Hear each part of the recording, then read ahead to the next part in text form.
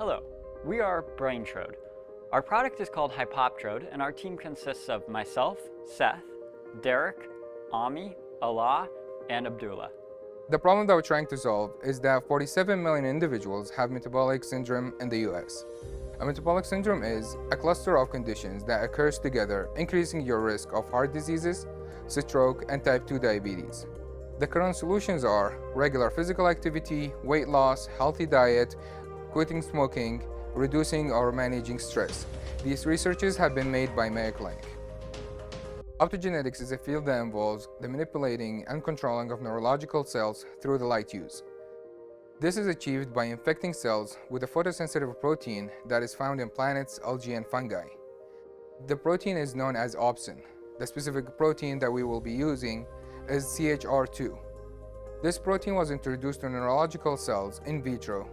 With the application of blue light, signals from these infected cells started firing after 1 to 2 milliseconds. This signal stopped after removing the light source, which this provides us with a simple and effective means of controlling neural activity. Currently, optoelectrodes are implanted in rodents and used in research labs.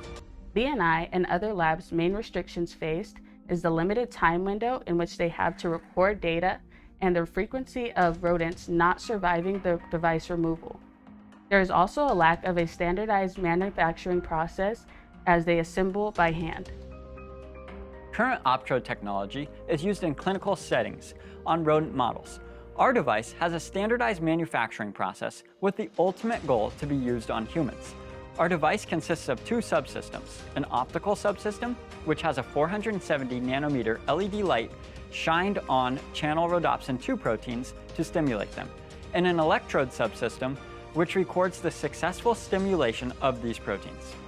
Our device has dual functionality of channel rhodopsin activation and the observation of the activation of this protein in humans.